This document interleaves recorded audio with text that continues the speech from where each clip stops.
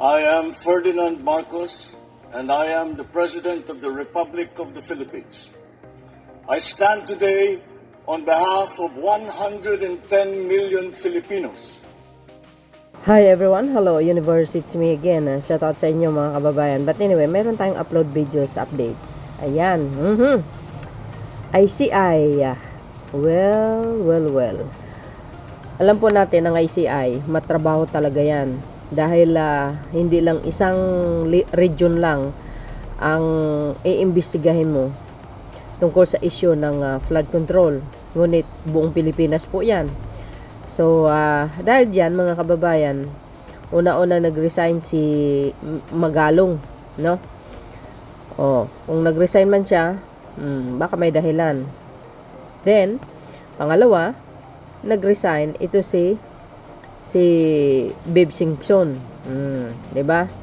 Mayroon siyang sinabi na hindi nila pasanin ang problema ng gobyerno. Parang ganun ang dating. Correct me if I'm wrong, guys. Well, tapos may reklamo pang tungkol doon sa budget nila, pero actually may budget sila. Kundi ako nagkamali, 40 million 'yun, no? At maraming kuda-kuda talaga ito si Big Singson. Na nakita ko yun, hindi ko na-save, no.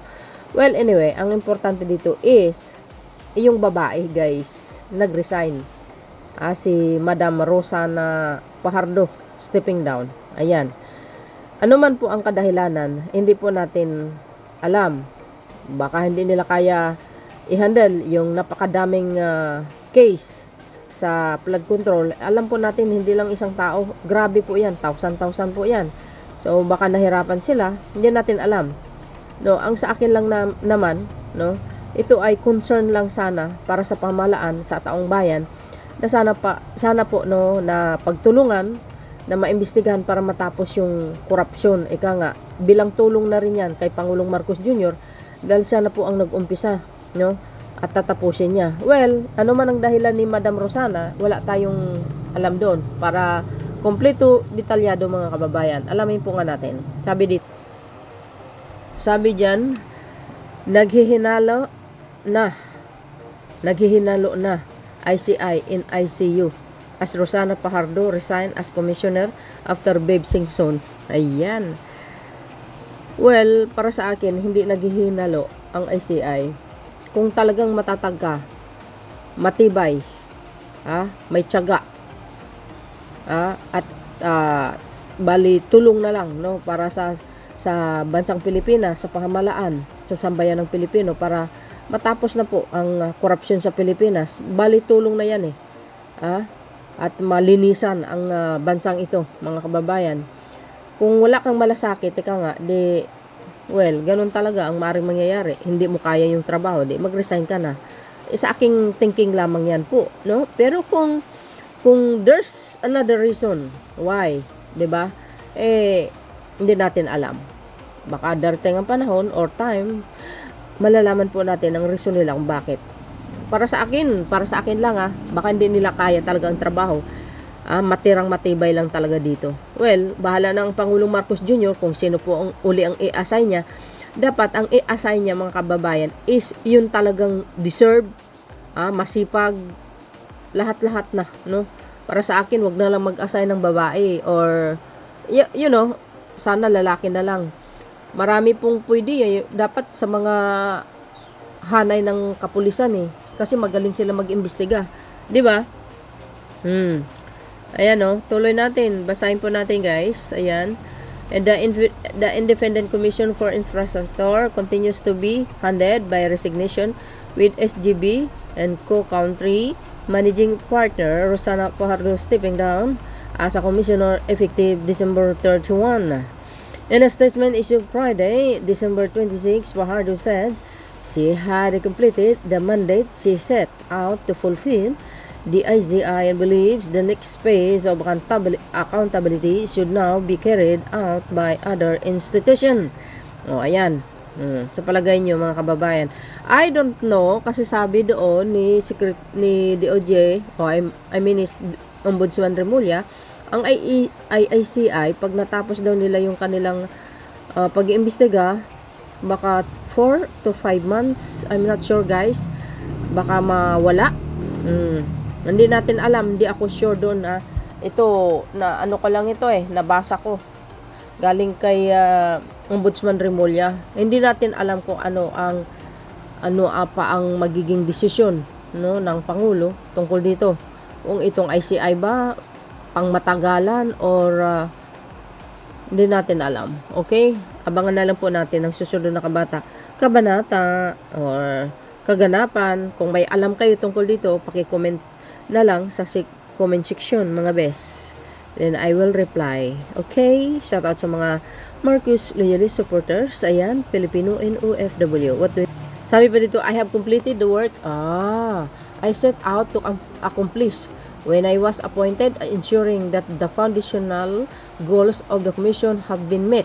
She said. Fajardo added that the investigative and prosecutorial responsibilities should now transition to agencies better positioned to pursue cases, particularly the Department of Justice and Office of the Ombudsman. Okay. Parang gusto na nila i-give up ang ICI. Tapos ibigay na lang sa Ombudsman or sa DOJ. Well, pwede naman, pero para sa akin kasi, no, ang ICI parang tulong na lang po yun. No? Kung ano man ang nakalap nila mga ebidensya or tawag dito, ano man ang mga magiging issue sa iba't ibang infrastructure, di ba guys, sinasabit nila sa ombudsman yan. Kumbaga, ang sa tingin ko lang dito is parang tulong baga. Para hindi na gaano mahirapan ng ombudsman. Kumbaga, parang i-clear na lang ang lahat ng ombudsman para nang sa ganun, maisumiti sa DOJ ba, correct me if I'm wrong, or para ma-file na sila kaagad ng kaso. Alam nyo kasi ganito yun Ito in my own nakikita, thinking lamang. Ang hirap kasi sa Pilipinas, guys, ang bagal talaga, ang bagal ang pag-usad ng kaso, ang bagal talaga ang sistema sa atin, ang batas sa atin, ang bagal as in. Ang iba nga, naabutin ng ilang taon pa yan. Tingnan nyo example ko na lang, si dating Chief Justice ba yun, Renato Corona, alam nyo kung bago niya nalaman ng resulta na wala pala siyang kasalanan, after 11 years, tingnan nyo kung gaano katagal. 'Di ba?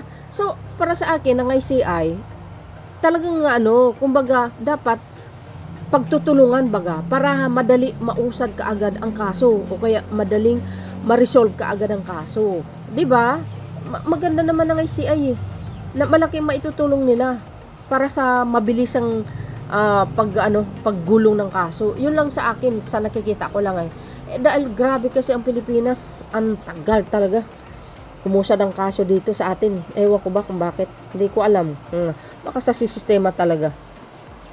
She also cited the proposed Independent People Commission as a more effective long-term mechanism that could work closely with the Ombudsman in going after government official and contractors involved in anomalous infrastructure projects.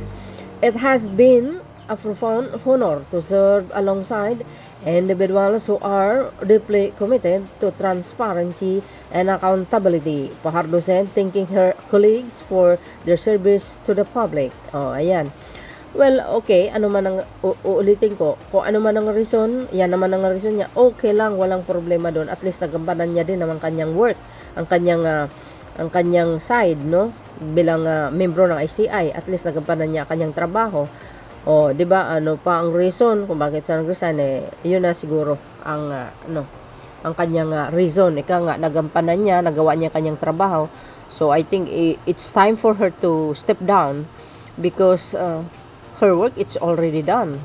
Kasi parang ganoon ang dating, 'di ba? So, well, ano pa ang masasabi niyo dito mga beswa? Magre-resign na kaya si chairman? I'm joking, guys. Just joke. You know. And, well,